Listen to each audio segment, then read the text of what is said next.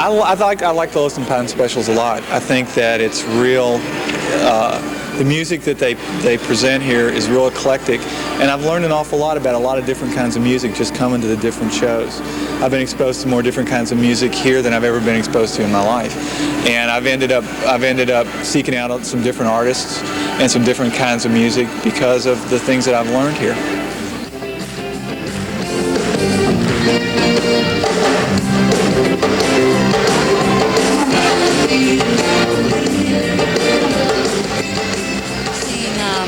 KET records these, and we've watched them on TV, and it's just a nice mix of music. You can go anywhere from Zydeco, blues, bluegrass, country, and so it's something offered that would pretty much appeal to almost anyone's taste. Do you think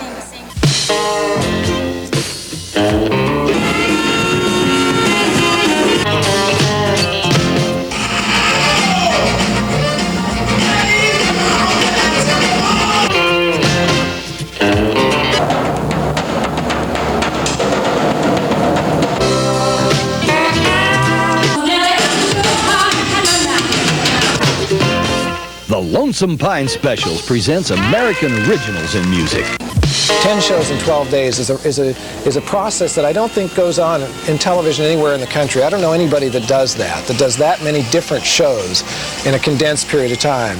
The Lonesome Pine Special series takes its name from a song about a train called the Lonesome Pine Special. The whole idea was to have a metaphor about the series would be a vehicle to take you places, and nice musical places, and also bring artists here.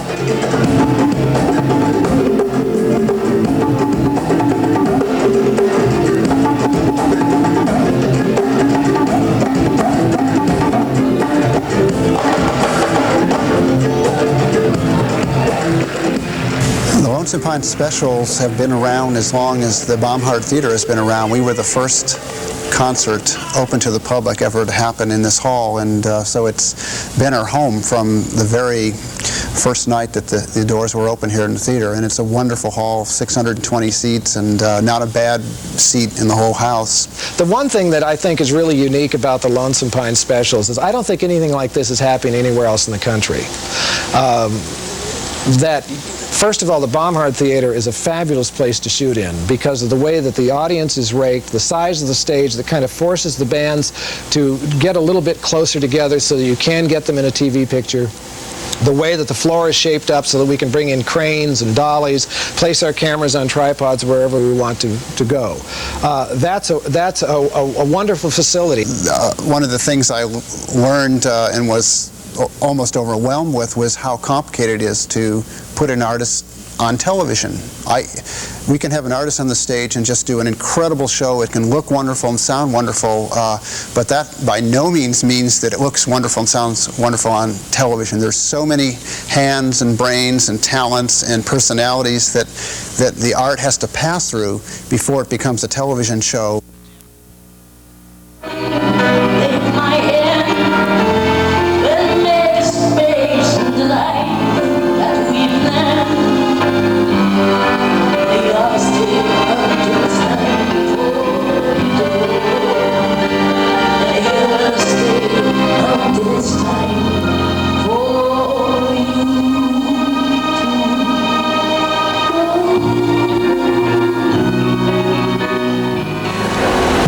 Before a KET taping of the Lonesome Pine Specials, we come in, we basically have to create a control room to operate out of. We use one of the rooms in the building here. We have to bring in all our own monitors, switching equipment, camera control units, tape machines, audio equipment. All the lines have to be run, all the camera cables have to be run, audio has to be laid in, everything put in place, has to be wrung out, everything made sure it's working. How is the audio done for the Lonesome Pine Special? Well, we come in a week before anybody else shows up. We run all our cables to our 24-track machine. We have 5 consoles in line. We run 24-track machine. We run a stereo scratch track for our TV to monitor while they're shooting their shots. We have a monitor console, and we have the house console, and we have radio who's doing a stereo digital recording upstairs. So all these drive lines have to be in place prior to anybody walking in and checked out. Then we add all the electronic equipment to it. It's probably the biggest audio thing night after night after night that we do at the center. It's 10 one-nighters in a row. We try to keep it down to 21 inputs. That's 21 microphones a show that we put on stage. Is it a lot of work? Absolutely. It's a lot of work for the whole crew. There's 6, there's 3, there's about 10 of us dealing with audio with the 5 consoles in the stage. And we averaging probably 65 or 70 hours a week. For the Lonesome Pine series, we record the live stage mics onto 24 tracks.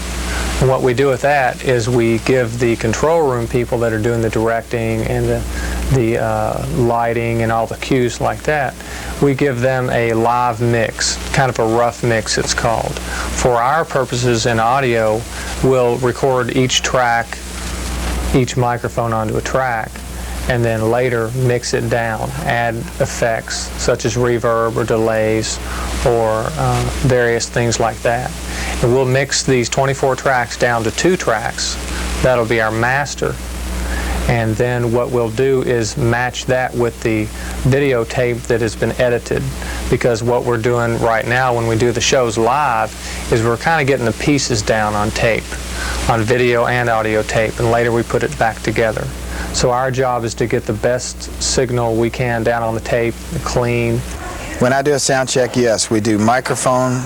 We check each microphone, make sure that it's correct, that it sounds good and clear.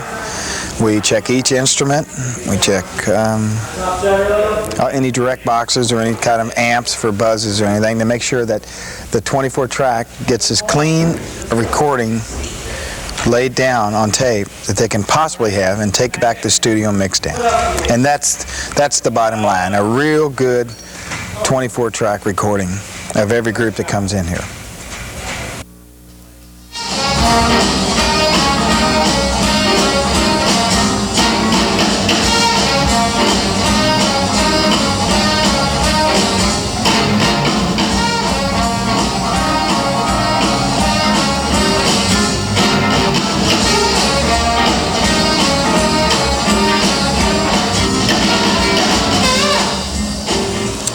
Initially, I looked at some of the older tape of the show, thinking that they had, this being the 6th year, I think, of production, or the 5th year of production, they had done so many shows before. I felt that being a new designer on the show, I needed to retain the look that they had previously had.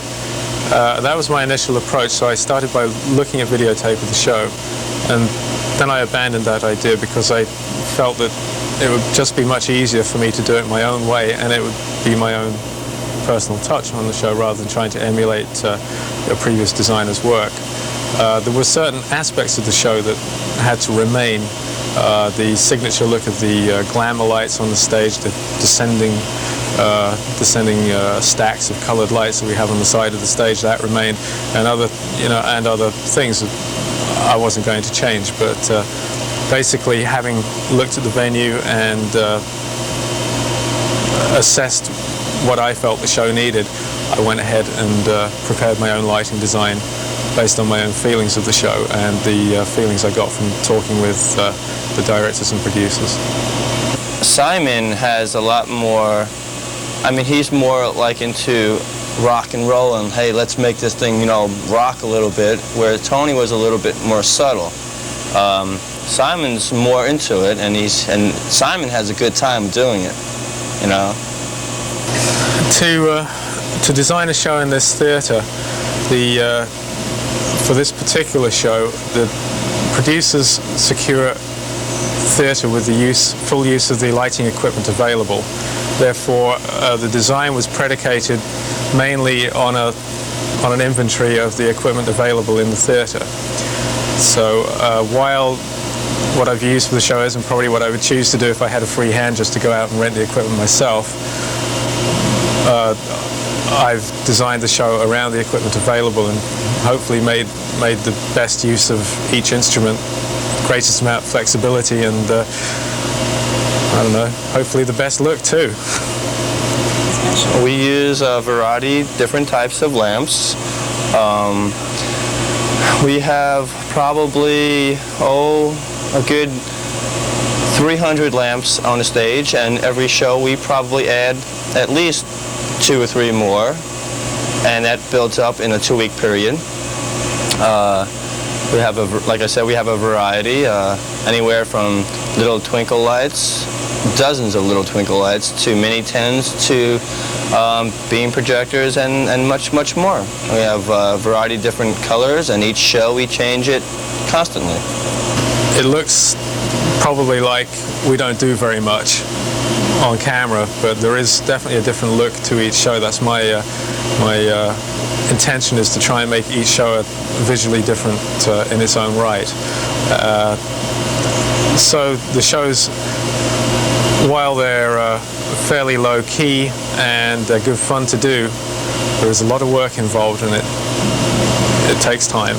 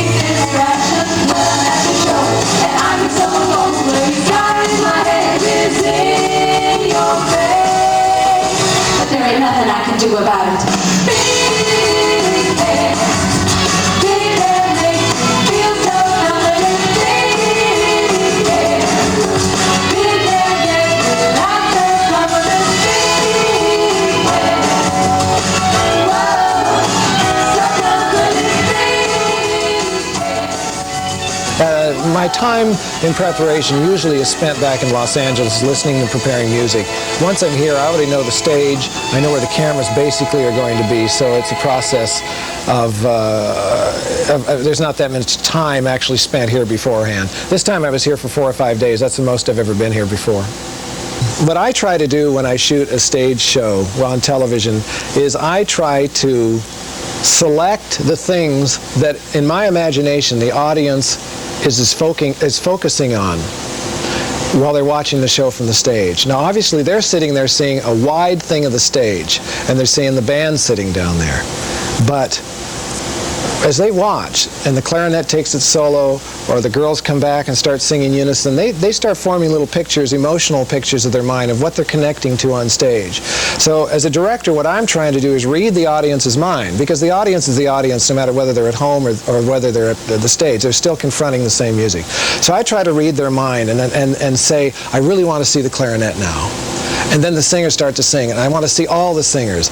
And the singers start singing more intensely and more dramatically, so I start zooming in and pushing into them. And then we've had enough of them. I can't stand seeing them close anymore. So then I'll go to a wide shot and give relief, and we readjust as something else happens on the stage. And all of a sudden the focus again goes to another instrument, and then I try to go to that. And that's my game, continually, where I'm directing, is trying to find what the audience really wants to see. And my goal is to try to get from one shot to the other in an inevitable fashion. So there's not even that there is such logic to what we're doing that there is no interference for the viewer.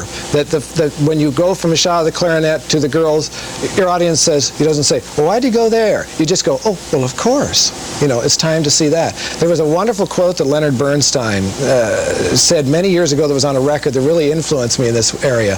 He said that Beethoven wrote his symphonies so one note followed the other inevitably.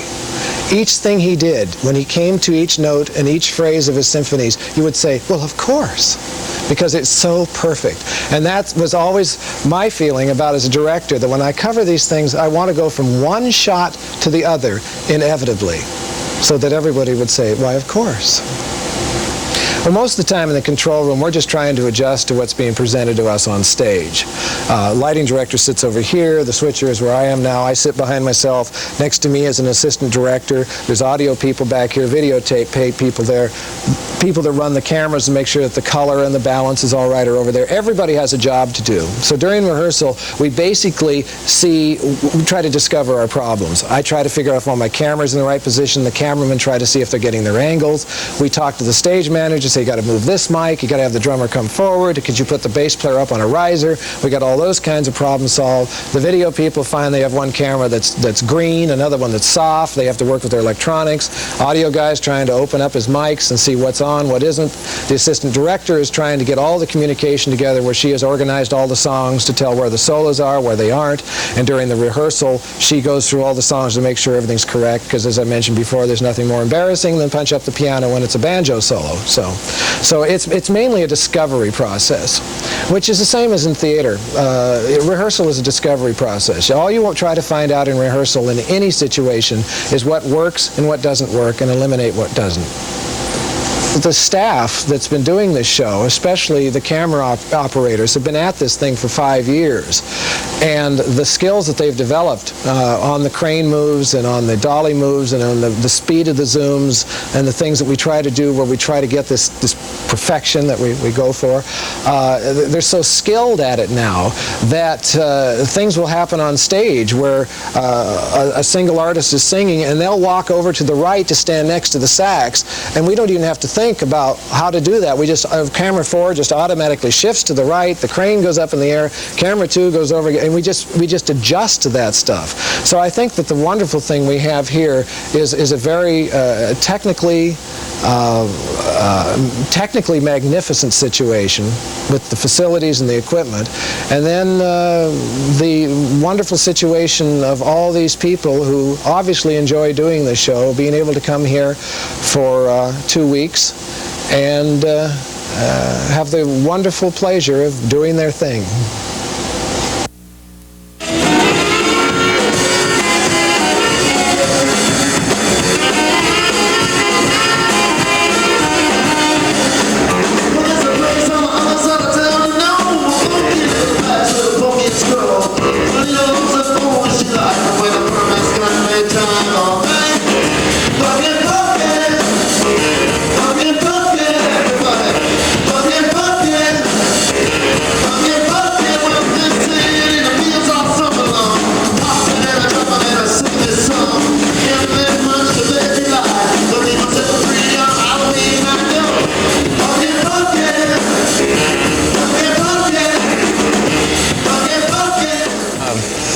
On the Lonesome Pine Special, I run the camera over on stage right. It's a crane camera.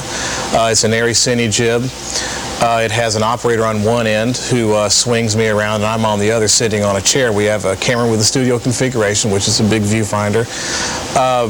The range of motion that we have with that camera is almost unlimited. We can do almost a 360-degree circle. We can be high and wide and move in. We can do lateral movements. We can be on one shot and go up and down. The things that it can do is only limited by the skill of the people who are running it. When you first get on it, when I first started doing it about 4 years ago, running the crane camera, it was a little bit unusual because it's very much like being on a Ferris wheel. If you've been on there, when the Ferris wheel takes off, it's very silent and it just takes off, and that's exactly what it feels like, and you're lifted. And every time I come back, I do it for a couple of weeks for Lonesome Pines. It's a bit disorienting to begin with, and when you're not working on it, sometimes your head will spin a little bit. But it's a wonderful feeling, and once again, the things you can do with it are only limited by the skill of the people who are running it. It really is amazing. What it's like to run camera on Lonesome Pines, it's difficult for me to speak for everybody because all the different cameras have such different assignments on this thing. You know, David's on the dolly, he has different responsibilities from me. For me, in general, it really is fun. It's really fun because when you shoot a piece of music correctly, and when that moment is happening and you're there and Clark comes to you and he takes you, there is a precision to that kind of process that to me is just unmatched almost anywhere I know of. There's a mathematical precision to doing it correctly. And not only that, but the emotion, being able to record what people are doing on stage, because when it's a really good artist, they are just pouring out emotion on stage, and you get so caught up in it. And Clark, as the director, is so enthusiastic about what he's doing. It's an emotional process that, can really be a high. It's really good. When I first started running Crane, it was the first time that I had ever run Crane was when they brought me on for this. And the first week that I did it 2 weeks the first time. The first week that I did it, I was totally unnerved. I mean, I was a wreck when I wasn't working on the show. Because when you're running a normal camera, what you're doing is you're zooming in and you're zooming out and you're focusing. With the Crane, you have to pan and tilt. You have to zoom in and zoom out. You have to rack focus, and because the thing pivots as it goes, you have to rotate the whole assembly with your feet. So you're doing like 6 things at once. And it is, even if you're a good operator, when you first get on there, it's completely unlike anything you've ever done before. And it takes a lot of getting used to. The scariest thing that can happen on camera is very much just like in your own human experience. The scariest thing a human being can experience is a complete loss of control. And there are times that Clark will call a shot and I'm completely unprepared for what's going on, and I have no time to tell my crane operator to do something new. And so it's a complete loss of control. And so whatever my crane operator thinks is the right thing to do, I have to go with him and try to make some kind of shot out of that and hope that it makes sense. Because during the show, I keep up with the flow of the music. And I know where I'm going to go if it's a solo. I know where I'm going to go if it's a group. I know where I'm going to go if it's a chorus.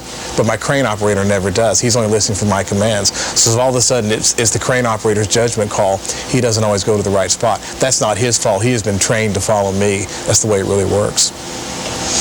I enjoy coming to doing Lonesome Pines now because I'm totally freelance and I'm away from here, and I get to come in here and see all my friends. I work with these people for 6 years, and you get really close to a lot of these people, and a lot of them are really fine people. Not only that, they're good at what they do, and that leads to the other part of the answer, which is one of the neat things about coming here is the feeling of it's not a nervousness, but it's a feeling of dramatic tension because everyone is so focused on trying to do a good job. So to make this particular production look good, we all have to work together, and I think the center staff has to bend. A lot of people always have to bend to make TV, because TV is an unnatural process. It's lit unnaturally. There's all kinds of artificial things going on to make the pictures look good. And the center staff does a great job about working with KET. They're very flexible, and they want to work hard and do things they ordinarily wouldn't do to make the production look good, so they're great to work with. They really are, and they're fine people besides. The center staff are really incredibly helpful. They know their building very well. There hasn't yet come a point where I've asked for something and somebody said it can't be done. Terry Schwartz, the head electrician, is one of the most helpful head electricians I've ever known. He really is quite an exceptional character, and the people who work here are very helpful, they're very cooperative, and they do everything you need, which is basically to do what you ask, and they do it as you ask for it, not putting their own interpretation on what you may want. I think Lonesome Pine is incredibly enjoyable to do. The crew that I have working for me is an 8-man crew. It includes the head audio engineer, monitor engineer, the follow spot, the head electrician. And all of them are top-of-the-line people. They all work very hard at what they do. They're all very good at what they do. They don't say no. They either do it or they have a different solution, or they come to me with a different solution and we can make that work. They're all top-notch guys. Backstage at the Lonesome Pine during the show is kind of the hiding place for the crew. Since there's a show on stage and our job is really essentially done, we get to hide off stage during the show. During rehearsal, it's a different story. It's constant yelling, screaming for people, things all over the place, cables everywhere. It has not yet been cleaned up for the show. So rehearsal is a pretty chaotic place, but during the show it's reasonably quiet back here.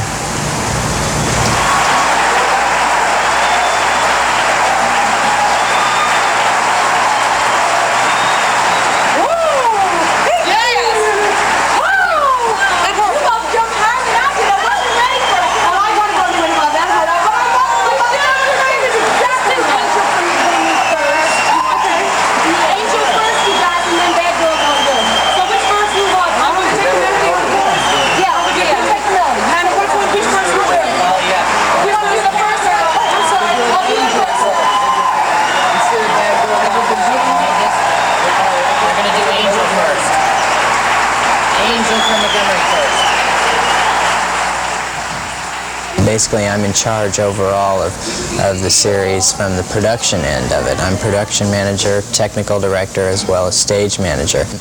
The hard part about my job is keeping a cool head and a good attitude. With all the changes that are made and all the people coming to you with questions and you having to have the answer, they depend on you a lot.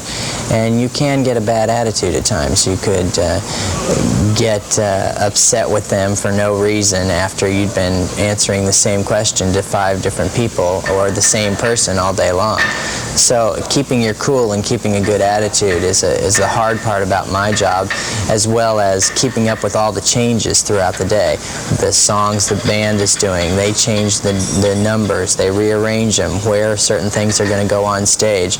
In that respect, it becomes very difficult because you're keeping track of a whole lot of things, as well as having to keep track of 8 men and what they're doing, and when they're going to get a break, and when they're going to get food, and if you're going over budget. So there are a whole lot of considerations that go into my job, and that makes my job hard.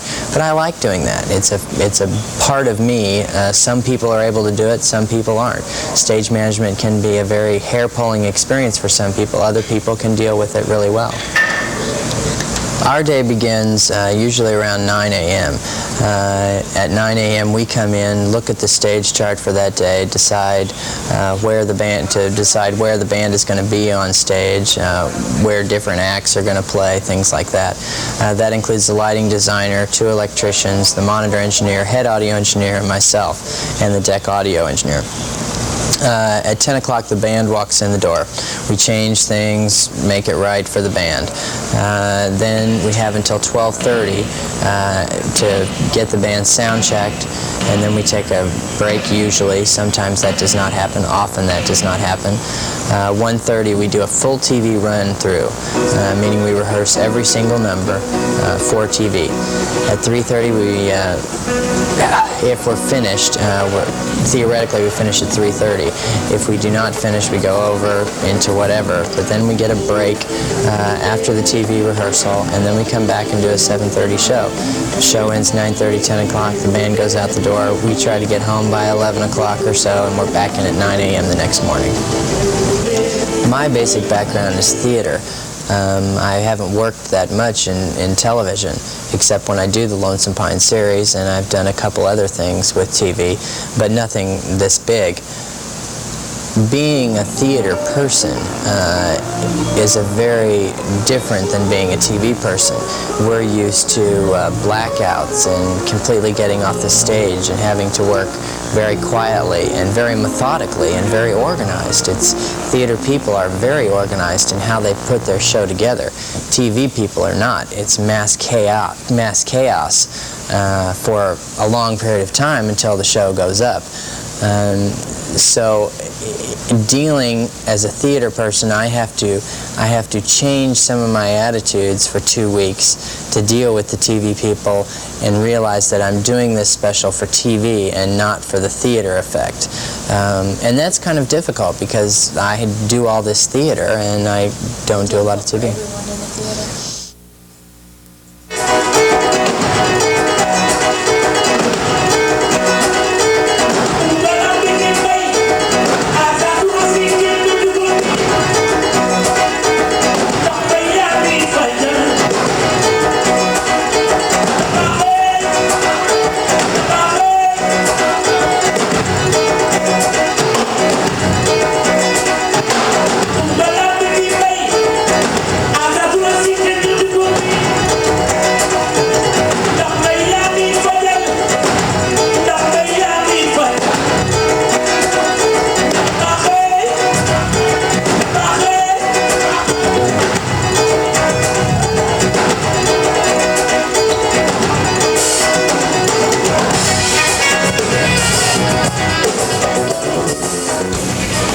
The production here at the center, the 2 weeks that we do here at the center, is a very small part of the total production. That's only 2 weeks, and basically Lonesome Pines has become a 13-month-a-year job.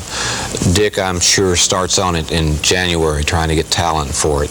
I start basically in mid-May or June starting to produce the TV side of it and getting the cranes and the crew and all the equipment together to prepare for the production here. And that's probably the biggest push, is to get ready for this 2 weeks, because it has to happen in X amount of time.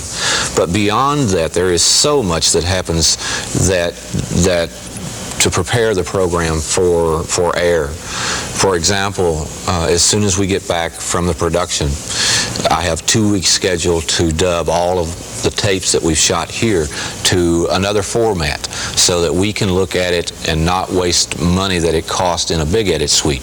We can actually look at a smaller format tape and do what we call rough cut, so that we can see how it's going to look and how it's going to go together. Then all that has to be final rough cut, where the director that we also freelance, Clark Santee, comes back and actually puts in the camera shots that we didn't switch in live. Then all the numbers that we do in the editing process, because we edit by what's called time code, all those have to be taken down. In the case of one show last year, we had over 750 edits in the program. Each one of those edits has to be noted on a log and then fed into a computer in our editing suite.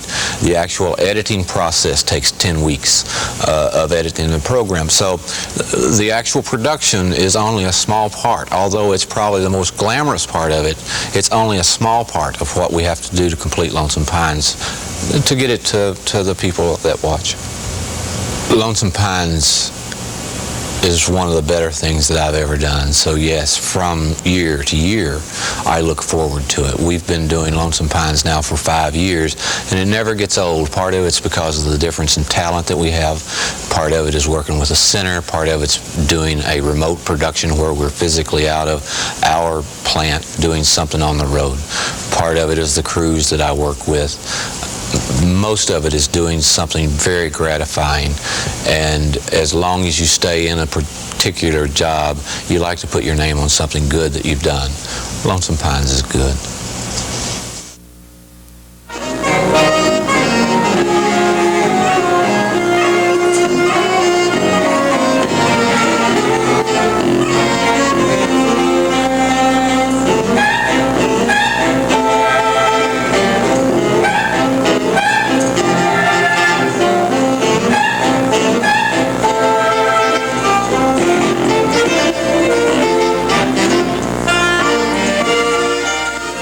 I suppose that this series is a good reflection of my musical interest and my belief of what art centers and arts administrators should be doing. A lot of the programs we do are specially designed programs. We don't buy package shows very often. A lot of our programs are put together on our first time coming together of artists under a particular theme, like we've done Masters of Percussion, or we've done a show featuring a lot of mandolins, or just last night a show featuring saxophones. But what we try to do is show an instrument, in this particular case, in many different lights, in jazz and classical music and in rock and roll and punk, and just come up with an interesting idea that's going to not only be entertaining and showcase some good art, but also offer an opportunity for people to discover something new groups, and sharing a common experience, but hearing music that expanded their knowledge and hopefully their interest in different kinds of music. Doing this kind of program is very new for public television stations, and I think programmers, it's taken a while for them to get used to the fact that one week you'll have Yusu Indoor, and the next week you'll have a Richard Stoltzman playing Mozart. That's a difficult concept because they think that you have to have exactly the same kind of format and the same content every week to have a successful series. And I think we've made slight inroads in winning over station managers that, gee, maybe there is an interest out in the public and, in fact, a hunger to discover different kinds of music. The other barrier we've had to fight through is the big name barrier. We have a lot of artists, because they're new or unknown, it goes without saying that station managers go, I've never heard of these performers, I don't want to put them on the air. Or new wave a cappella, what's that? They have green hair, I don't want to put that on public television.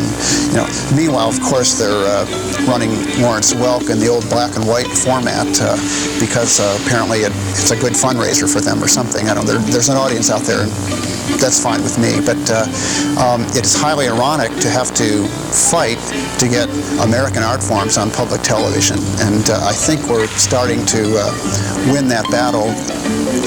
One of the things that we've always wanted to do, obviously, is present these artists and art forms to as many people as possible, and one of the ways we've done that is through public radio, and then a year after we started taping these for public radio, we started taping them for public television, and it's a wonderful vehicle to get these artists. We do one show in a hall that seats 620, but when you tape it for television, it can be seen, it's unlimited, and now, of course, it's seen all over Kentucky and all over the country, and now we're going overseas as well, so it's into the millions, and that's especially comforting to me some nights when we don't have a full house. I know that these artists are going to be seen by a lot more people than who's in the audience, but it's, in terms of presenting art for the amount of money that you spend for every dollar, the number of people that are seeing these artists, it's actually a very economical way to do things, and a very exciting way too. And of course,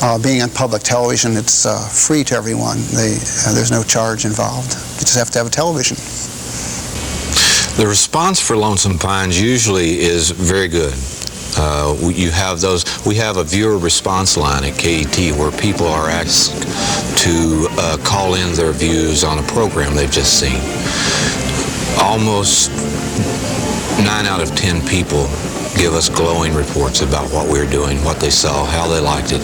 And it doesn't really make any difference what kind of music it was on that particular night. Most of them appreciate the production standards, and they know that it's good TV. I realize that every time we do a television show, it's going to be seen all over the country, and I take that as a great responsibility to make it be worth something. I'm not interested in hiring a big name, although we can do that, or famous people that have been on all over television. And people ask me almost every day, they say, well, why do you keep putting people on that I don't know? Well, I've never heard of this person, and why don't you put so-and-so and so-and-so? I saw him on Arsenio Hall the other night, or on Johnny Carson, and I don't exclude people because of that, but I really feel like we've got a very wonderful situation here, and it's important to take advantage of it and get people that are never going to get another chance. We've had so many wonderful artists that I know, and they know, this is the only time in their life that they're going to be in front of television cameras and be documented with good lighting, good sound, good camera people. It's almost the event of their artistic life in a lot of senses, because the thing about television is the tape lasts a long time. I mean, someone in 50 years can find a copy of a videotape of their performance, and they can see what this person was all about. This whole festival, and this goes even not for TV, but it's built from the inside out. I really believe that you have to build from the artists outward. You have to take care of them first. If they're in a good mood, if they're happy, if they like their surroundings, if they like the stage, if they like the people they're working with, everything we can do to put them in a good frame of mind it means we're going to get absolutely everything that artists have to give. A lot of the artists, not a lot, but many of the artists that we have on this series don't play art centers or concert halls. They play clubs, they play bars, they play juke joints. They may pay at Kiwanis clubs, you know, an occasional concert hall. But when an artist comes into this hall, you know, we make every effort to make what we're doing commensurate with the talent of the artist, and that doesn't happen very often. We've got a really excellent staff here, lots of people to help, and thank God they're all really good working with the artist, and so we've been very lucky with having performers feel as easy as you can walking out in front of any audience and in front of 8 cameras. Well, when the talent comes in, my main job is basically to make them feel at ease here in the center and on stage. Sometimes that's not very easy to do. They want something, and you have to figure out a way to get them to do it the way that you want it or the way that TV wants it. And that can be very difficult. You have to almost con the artist into doing what you really want them to do. But you do that by really pampering them and not so much as telling them how wonderful they are, but just giving them a little bit of what they want, and then slowly getting them into exactly what you want them to do. And it's an art. I think that most of the artists that come to the Lonesome Pine series are incredibly excited about being on the series. Most of them have heard about the series, but the biggest part is that most of these people who come in here are not big recording artists. A lot of them don't have albums. Most of them don't get radio airplay. So these people are walking into a TV show, and it really is TV. It's bright lights, big city, and it's the big time for them. And that's really neat. So they really put a whole lot into their show, and they're nervous, and you really get all that on tape, and it really makes a great show when you get someone who hasn't done things like this before, and they really feel like this is the big time. They've hit the big time. By and large, I don't think that the groups that get on stage are really affected by the fact that they're cameras in terms of the way they comport themselves on stage. I think they essentially do the same show they always will. The ones that are interesting are the people that come out and they are ready to go no matter what. We had a guy the other night, I can't remember who it was, but he was the lead singer for the group, and he was hot in rehearsal, and he hit the stage, and he was even hotter in performance, and he burned from one end to the other. And that was the guy who came out hell-bent for leather and knew what he was going to do, and he was going to tear the stage up no matter who was there or what was there. So some people get affected by it and some don't. They all get affected to some degree. Each night before I go out on the stage, I'm in total terror that I'm going to forget what show, who the artist is that night. We have so many artists going through here. I have this nightmare that I get out and I have no idea who's performing, and I'm out in the middle of my introduction. But I'm excited, and you know, I don't have to get out and perform. I just have to go out and announce people. But I feel like you know, it's, you know, we're giving birth to something. It's almost like an operation. I'm sending. Wait. What show is this? This is Yusu Indoor. No. Yeah, this is take 6. Dick just asked if this was take 6. Take 3. Oh, lots of small guys. It thins out after a little bit. It's for the psychedelic effect for right after. They're going to go out with me and plug in. Maybe that's why there's not that many people here. They're going to go out with you? They're going to go out when I go out. New change. The band is going to go out with Dick. To plug in. The band is going out with Dick. You ready? I'm ready. Okay, go. Let's do it. Okay, ready, guys? Okay, guys, here we go. Here we go. And here they come. Oh, break some legs out there, guys. I'm waiting. Okay. You all. Thank you so much. Good evening, everybody. Thanks for turning out. Very happy to have you here, our friends from KET, and please welcome Yusu Indoor and the superstar of .com.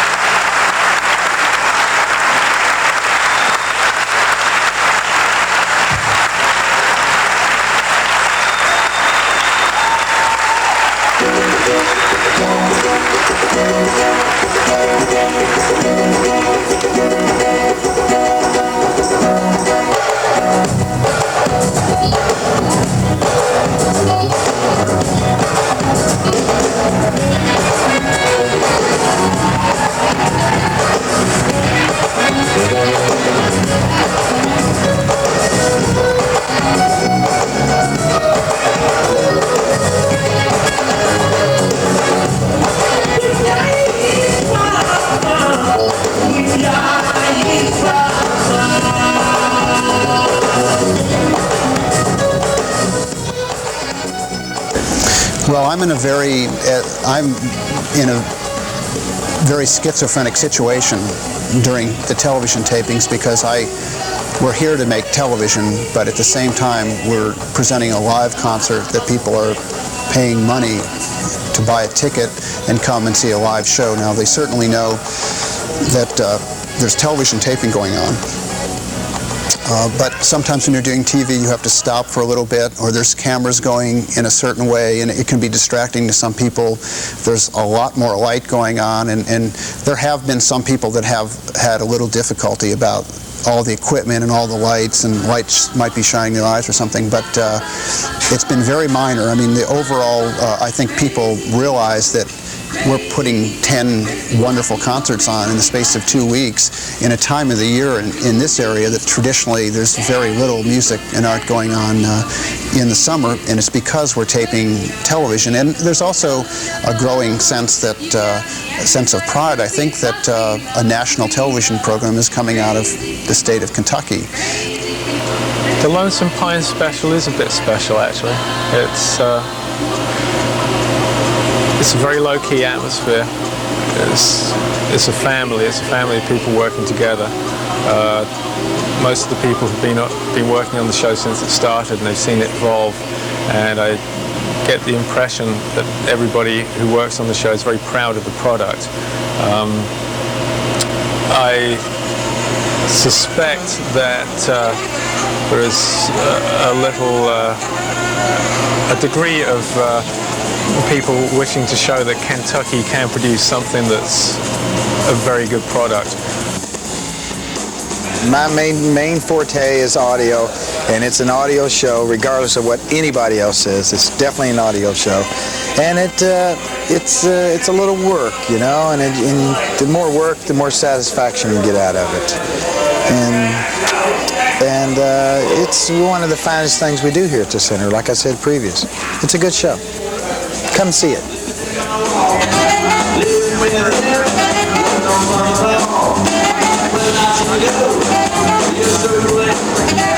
I really enjoy coming up here for the 2 weeks because we do get to work with the staff here. You do get to work with a diverse number of people with all the different groups that we tape. Our own crew, we all get along very well. We have a good time no matter what we do, but we get to work with the center people here, and we've got to be friendly with all of them, and they're all great to work with. And all the groups you get to work with, it's really fun to come up here and do a shoot like this because you're out for 2 weeks. You get to meet all these various people and do different things every night. It's always something a little bit different, so that makes it fun.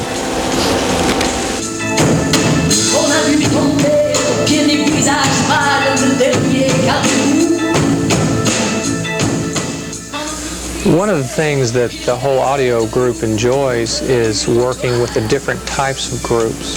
A lot of times when we do projects, we'll have to work with one type of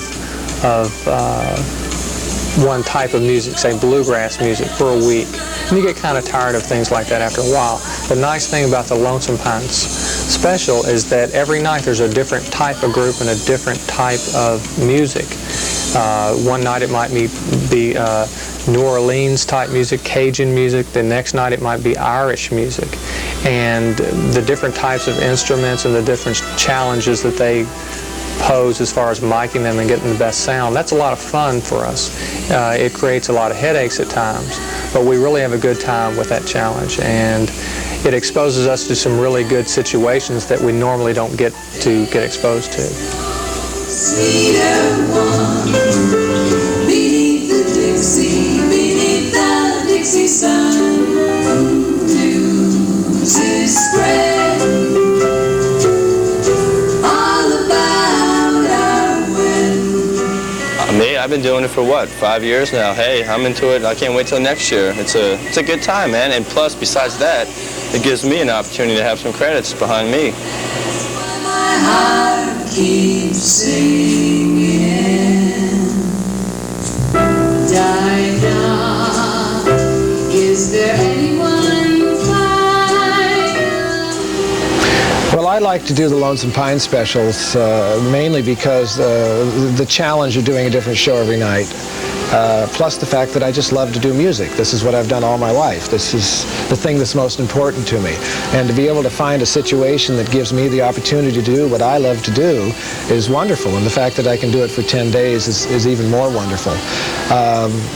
I would say that there's a fatal element in these shows that brings out the best in me, and some ways in other cameramen, if you don't get too fatalistic, or the cameraman, if you don't get too fatalistic about it, and that's that when it happens, and you can't worry about it. You can't finish the night and say, oh, well, we really never got this one song, or we didn't get this thing, or we didn't get that thing.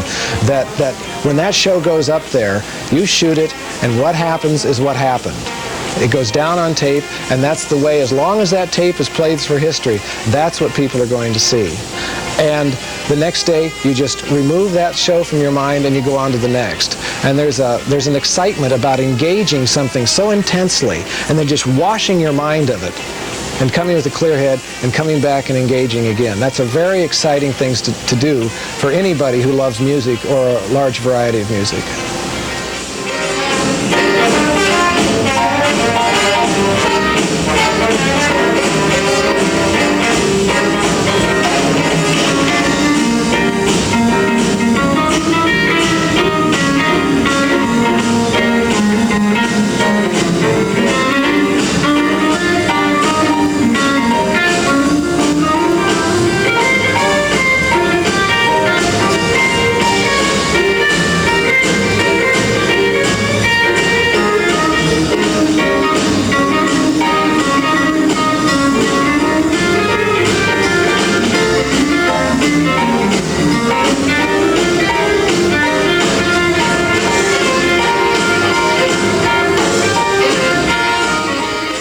What I like best about the Lonesome Pine is just getting to listen to so much good music and deal with so many neat people. I look very forward to it throughout the year to get to the TV series. Of course, we have a spring and a fall series that's not for TV, but when it is for TV, I look very forward to it. It's a tremendous rush to do 10 TV shows in 12 days and just cranking them out, and that's probably the best part about it, the whole rush in it.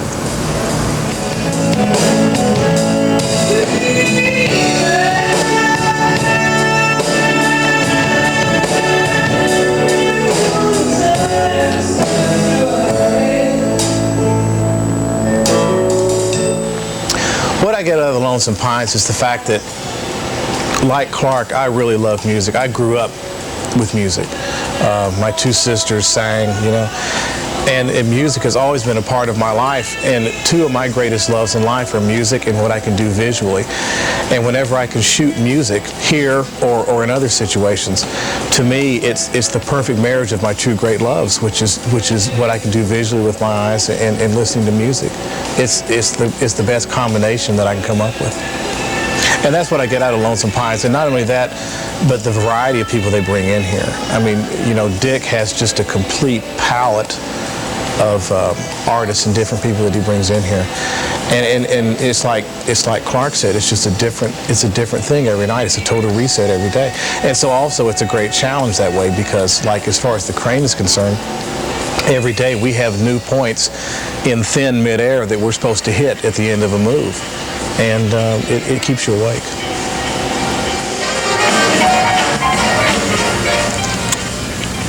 I just think this is the best project I've ever been involved in, and the camera people and the sound people and the lighting people are just wonderful, and I appreciate the opportunity to talk on this show. I hate Dick Dankley. Who said that? Hi, Mom. I always wanted to say that. Who did that? I've hated every second. Who said that? Have a good day. You want to take a flying hike, bozo? Are you rolling? Yeah, go ahead. No, you gotta edit this stuff, right? Yeah. Okay. Take two. Unique. The Lonesome Pine series to me is unique.